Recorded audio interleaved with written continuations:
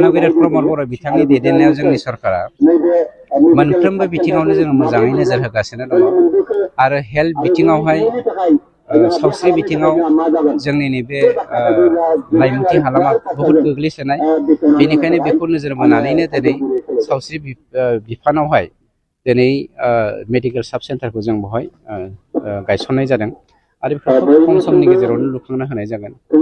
थांखिया बेनो गाहाम देहा थायोब्लासो जोङो बड'फा इउ.एन. ब्रह्म बिथांनि जा साननाय गेरेमसा हारि दानायनि मिजिं बे मिजिंखौ जों जाफुंहोनो हागोन।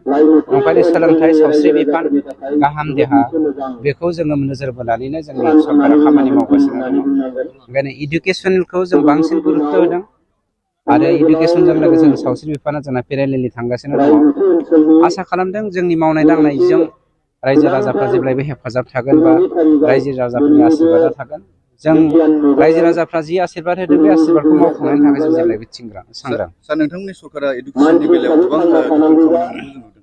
नाथाय नैबे लाइमुथि ओनसोलावबो सोलोंथाइनि माखासे जेंना दं सार। जेंनाया बेनो लाइमुथि हालामावहाय दिनैनि दिनाव भेन्सार स्कुल गायसननायनि खुनु जोंहा माबा गैला, हाबाफारि गैया।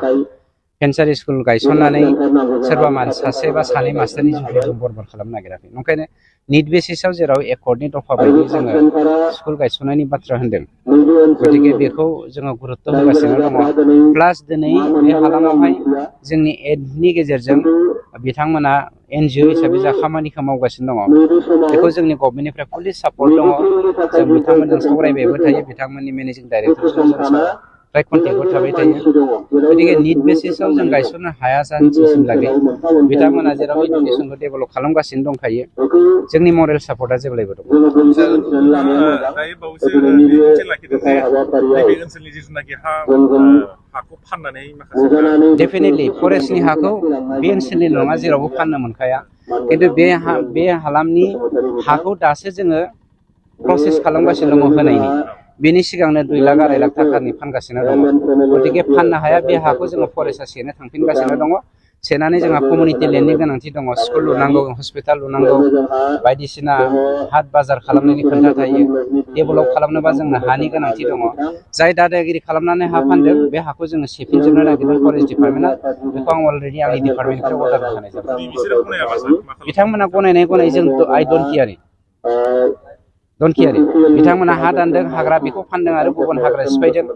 सोरनिबा दादागिरिखौ जों सहायनो हाया आरो रावबो दादागिरिखौ जोंनि सरकारा मानिया।